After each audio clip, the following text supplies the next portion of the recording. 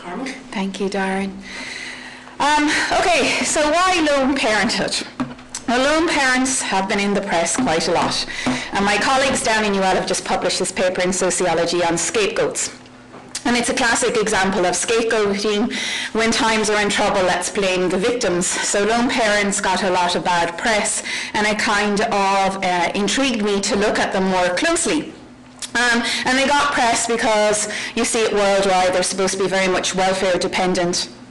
They also are supposed to be poor parents, so we have this rise in Limerick as well. We have all these good parenting guidance on organisations and coaches. And in the UK we saw it with the riots, that in 2009 a lot of the riots on the streets were blamed on lone parents being poor parents and raising delinquents, and the causality been very spurious with drug taking, dropout and them themselves. So that kind of link puzzled me. And more recently we've seen from ESRI research that actually lone parents have been very poorly hit by austerity, and it's no surprise because we've seen cuts in social welfare benefits, particularly one-parent family allowance. So by 2011, Fran McGinnity and Helen Russell estimated that a third of all lone parents in Ireland were income poor and about half were materially deprived. So we have from their quarterly national household study and PISA SILK data, they've documented that they're now even more worse off. So this is all in the context of a great growth in concern about income inequality. And down in UL during the week we had American economists looking exactly at Gini coefficients and this idea that there's a rich elite class who have most of the income. And there's a whole series of arguments from critical political economy and a critical realist perspective about this.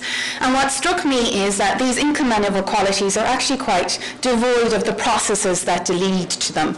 And in a module I teach down in Limerick, myself and Professor Pat O'Connor always talk about the family as being one of the big reproducers of inequality. So what happens in families is really, really important. So it seems to me this income inequality focus needs to think more about the processes by which you see people having poor incomes and it reoccurring across generations. And in that case, the family becomes one of the key transmitters and reproducers of inequality. So today what I'm going to do is talk a bit about the trends in lone parenthood over time using the wonderful IPOOMS data. And in particular I want to focus, because from previous work, the most deprived group are actually the never married lone parents. And I'll talk about the difference in our categories, but there is a group who've never been married, lone parents who are different in a number of factors to the rest of the family structures. I want to also talk then a bit more about the regeneration of income inequality through the family processes. So what might be the ways in which this occurs. And finally, this is a new project that was postponed for a bit, and I'm still working on it, the role of neighbourhood in school context. And it's great to have a train journey up to Dublin, because it suddenly hit me the way I talking about this was completely off, because in my head I knew what I wanted to say, but I wasn't saying it the way I wanted to. So train journeys are great. So this is in context of Eurostat saying that 23.2% of all children are growing up in a one-parent family in Ireland. That was 2008 data. And we were at the top with, I think it was Latvia, was it? Were the two top, and the EU average 13.6. And the census in 2011 said 1 in 4 families with children in Ireland were now a one-parent family. So they become a focus of attention and have always been quite a focus of attention. All right, so here's the IPOOMS data. So I have 10% random samples from 1971 to 2011. And this is the Irish population split between 16 to 64-year-olds. And this is the general picture we see in the census.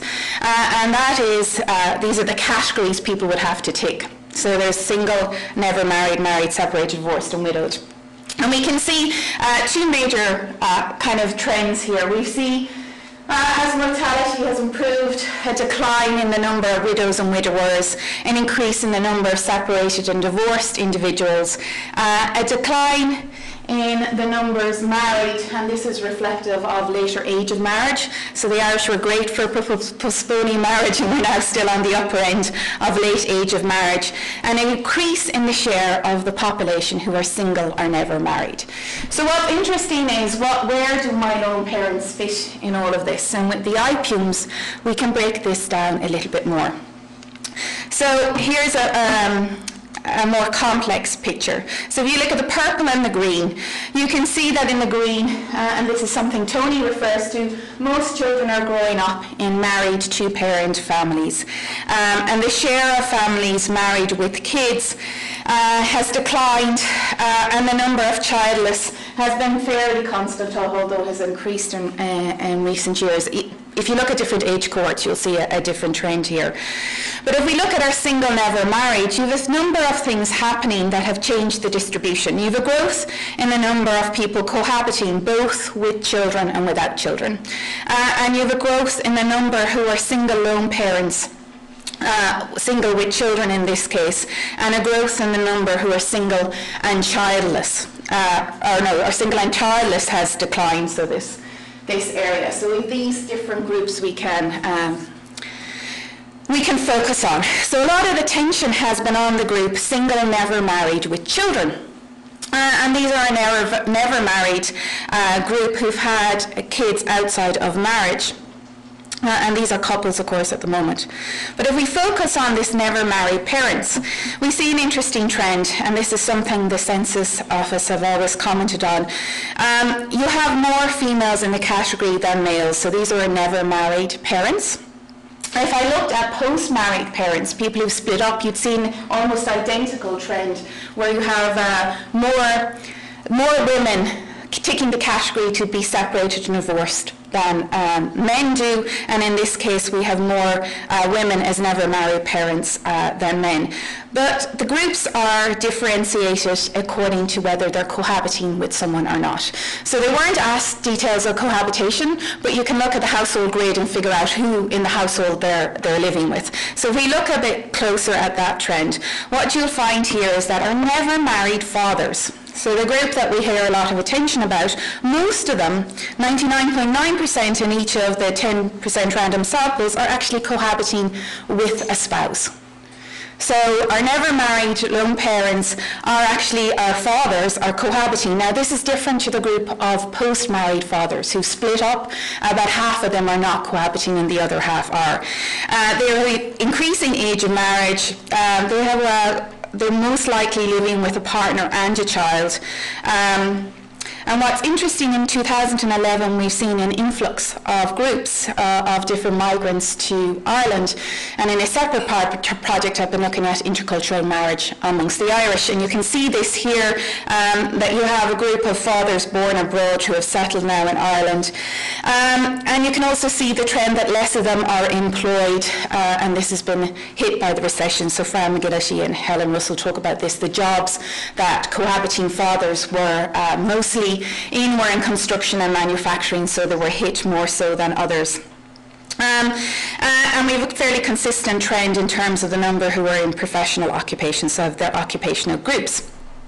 So where you see lone fathers is where they have previously been married and they've now separated. And then you have this group of cohabiting fathers. But never married mothers are different. So if we look at the group of never married mothers, we've seen an increasing trend towards them actually cohabiting. So at the very bottom, percent of the group that are never married group. So there's been an increasing percent of never married mothers who are actually cohabiting. And this is something we found in the Growing Up in Ireland data, that actual cohabiting at the birth of your child is indicative of a whole bunch of other benefits that accrue over the lifestyle. So that fact, and you have a declining share who actually know mothers, but the more mothers who cohabit and have kids, the greater the risk of marital breakdown later. So the group of lone mothers is a function of this increase in cohabitation and giving births. What we've seen as well is that in common with the average age of mothers going up, the average age of lone mothers has also gone up. And what's interesting about this And this is something Tony talks about, is the number of children in the household tends to be smaller than in married households, so they have less children, and the child is more likely to be the firstborn. And you'll see a funny trend happening in 2011, and this is a product of two things. It's a product of a lot of lone mothers who were working losing their jobs, and then a product of lone mothers who are non-Irish. So we have about 16% of lone mothers in 2011 born abroad and living in Ireland at the time of the census. Now these mothers, as we were discovering in our intercultural marriage project, are much more likely to come from the UK or US. So it's not very dispersed. We still have this strong links with the UK in particular. There's a declining number Catholic, and the trends in 2011 are really influenced by a larger degree of missing data in that year. So what they call not in universe, where it's unreliable, so they didn't calculate it. So if you look at the bottom, I have this coefficient of variation. And this is the coefficient of within group variation, within educational group variation over the years. And what it is, it's pretty consistent, which meaning those at the lower levels of education are more likely over time to be never married lone parents. And this is the group I'm most interested in at the moment, and it's the group that has a focus in a lot of the media. So why am I interested in them? Well, it seems to me that this is the previous project, that lone motherhood is an artifact. The consequences of it may be an artifact of selection into it. So we have these select processes that push people into having kids outside of marriage or within marriage. And what we did was using data from the Growing Up in Ireland study. We used propensity score matching to say what if. So it's asking a counterfactual question. How might a child have developed had their parents married or remained married? And what you need for this is we need our child outcomes, and we need information on the mothers prior to the child's outcome of interest being measured. And it's a way of controlling or adjusting for selection bias. So this is the first IRC project that was looking at this and asking that very simple question with more complex modelling. And it's interesting because what you're saying is how much of the effect is really about the characteristics of the mothers rather than growing up in a one-parent family. And this is in the context of debates that one parents have a whole range of limited resources, but also that their parenting styles differ in some sort of way. So selection matters. Why does selection matter? This is the first wave of data from the Growing Up in Ireland cohort study. And you can see, right, the married group and the previous married are more similar with each other. So the selection is saying, if you marry, it's the process of marrying that selects a select group of people. And in what way are they selective? Well, they tend to be older. So in Ireland, people tend to marry at older ages, have kids within that at a later age, when they have finished college and probably most likely settled and have a house. Whereas you see never married lone parents, about 1 in 10 of the kids were in a never married one parent of the 8 and 9-year-olds were in a one parent family. And their ages of the age of the mother when they gave birth at the time of the study in 2009 was younger. They're also less likely to have a degree or higher education. They're less likely to say they're in some way spiritual, so not measured by religiosity. They're more likely, and we looked at these in a logistic regression model, but they're more likely to have experienced a chronic illness or depression prior to the birth of the child, which is an indicator as well of previous deprivation or poor health. They're more likely to have smoked. So look at the difference across our groups. So cohabiting never married and previous married mothers are significantly more likely to have smoked whilst pregnant compared to married mothers. So these all have impacts on how children develop. If we looked at drinking during pregnancy, you see much more even trend. There's less of a gradient across our groups.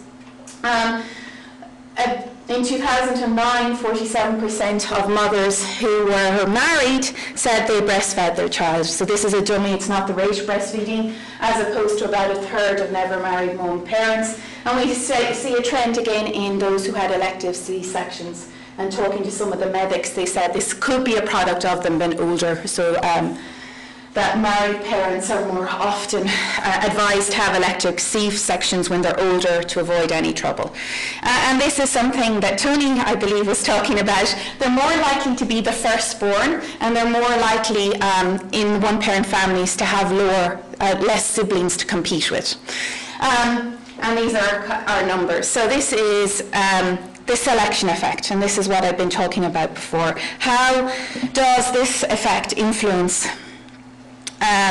the outcomes? So the first thing I asked was, how does it influence the development at age 9 of our children? And what we looked at, today I'm only going to talk about educational outcomes. So here we've data on, for never married one-parent families compared to their married counterparts. Now we have very few lone fathers, so they're excluded. And I have 3 outcome variables: the number of days missing from school, reading scores at age 9, and math scores at age 9. So the blue line is the raw difference, not using weights. The red is if we can't take account of the fact that the children are clustered within schools. So the sampling for growing up in Ireland was based on schools and then families.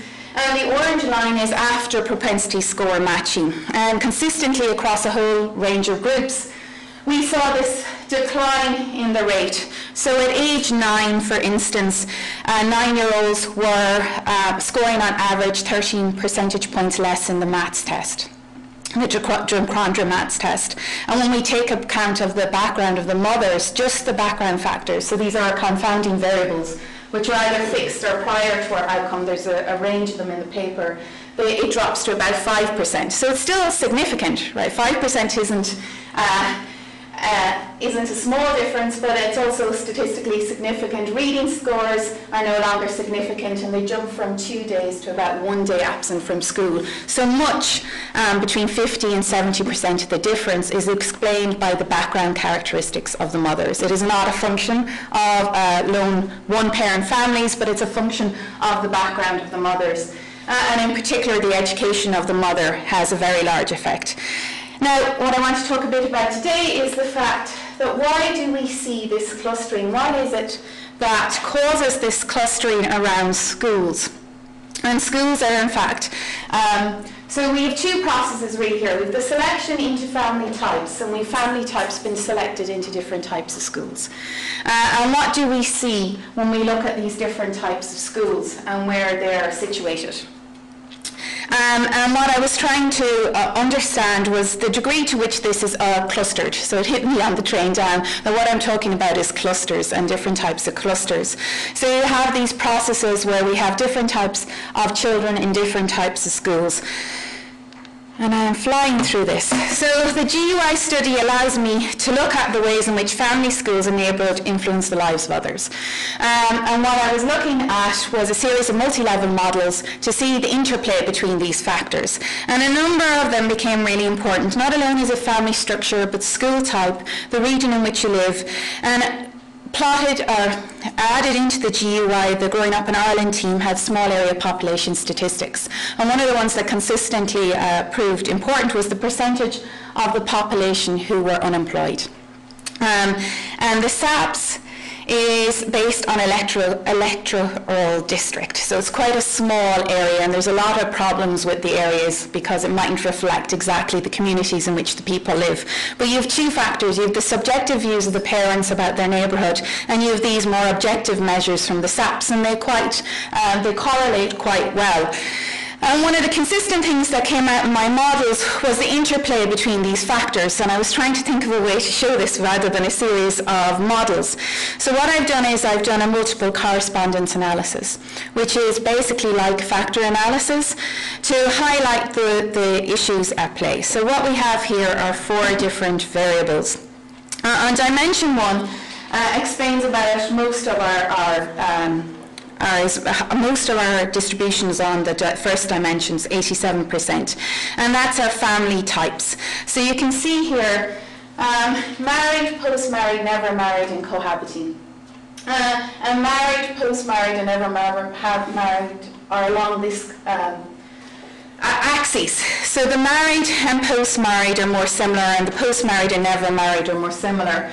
and the cohabiting is down here in this axis. I also have the types of schools the kids are attending. So DESH schools are the designated disadvantaged schools, and they're designated disadvantaged based on the resources in the area and then schools. And you have four categories really. You have the non-disadvantaged, rural DESH, urban band 1 and urban band 2. So the most disadvantaged are our urban band 1, and we've urban band 2, rural DESH. And the other schools, I don't have very many of them documented here because I didn't want to reveal identities, but we have Gaeltacht, Gaelscoils and non-disadvantaged schools. Then I have the region split up into 8 areas as a supplementary variable. And the green is the number in each region that is unemployed. So it's split up into categories. So over here you can see that we have urban band 1 schools tend to be in areas, are associated with areas of high unemployment. That's the highest rates, 8 to 25% of the population are unemployed in that electoral district. Never married and post-married people tend to live in urban areas, and they're much more likely, therefore, to attend urban band 1 schools.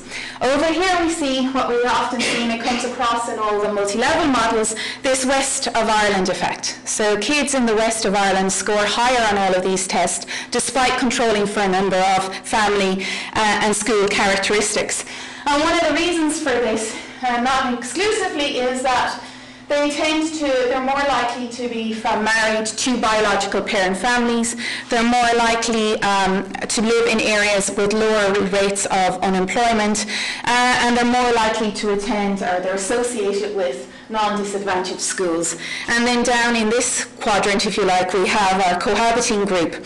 Now what's interesting is our cohabiting group are quite disadvantaged as well, and when we looked at them in the Growing Up in Ireland data, we thought it was a function of them in quite a small group, but it comes across in the census data as well in terms of their education employment levels. They tend to be quite poor. And they're more likely to be in this quadrant and somewhere in the middle, if you like, of our school categories.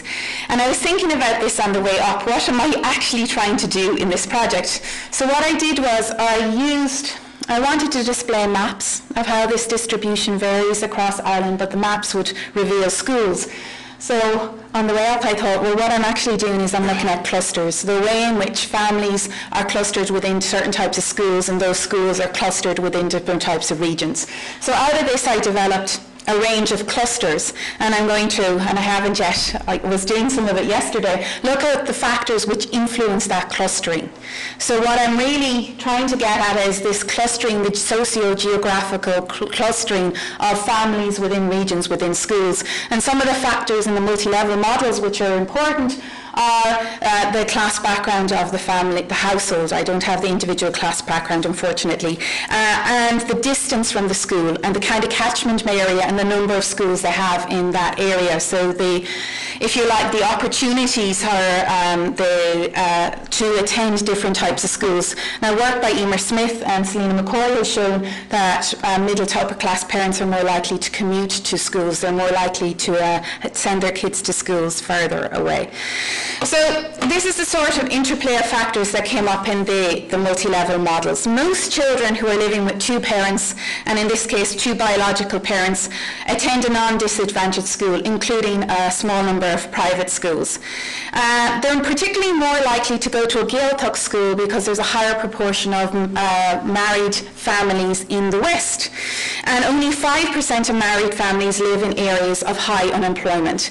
And areas of high unemployment, when the subjective measures are associated with a whole degree of subjective characteristics that match actually the SAPS reports.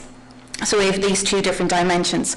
For about half of children in the most disadvantaged schools, so these are urban band 1 schools, designated disadvantaged, come from 2-parent families. So there's a big, if you like, there's more of a mix in these schools. And if about a third of children from never married lone parents go to a DESH school, particularly an urban band 1 school, 1 in 3 families live in Dublin, So 1 in 3 never married lone parents live in Dublin, so in an urban area.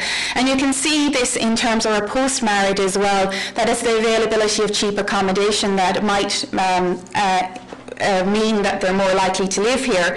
And 18% live in an area of high unemployment with a whole series of associated characteristics. Now what's interesting is if I split my group, I have a small sample into those lone mothers, never married lone mothers who were cohabiting at birth, as opposed to those who weren't cohabiting at birth. We see a very different picture, both in terms of where they live and in terms of the child development. So once we take account of the factors, the family characteristics, the development of children in never married lone parents who were cohabiting matches that of married parents. It's the never married lone parents who weren't cohabiting at birth that are particularly disadvantaged, which is an interesting fact or finding. So what am I trying to get at here? I'm trying to get at the fact that we've had an awful lot of attention on income inequality, but income is a product of a series of factors. And what I want to do is, what I'd love to do is show the maps of the way these things are clustered geographically, socio and geographically, but I can't, hence that analysis. And one of the key things is the socioeconomic background of the parents in terms of their child's development. And we've seen this mentioned quite a lot, that one parents are more likely to be poor because they're poorer education and employment prospects. And these families are more likely to live in areas of high unemployment, and therefore the children are more likely to attend schools. So in what ways what sort of policies have we got to alleviate this? And at the moment what we're seeing is cuts and a labour market activation policy to, if you like, force lone parents to work when their kids are age 7, and now it's been postponed. But that kind of reaction is sort of ignoring the constraints amongst lone parents and these sort of factors. That's the 2 previous papers. I tend to speak way too fast. Apologies. I'll think of a whole bunch of things I meant to say afterwards.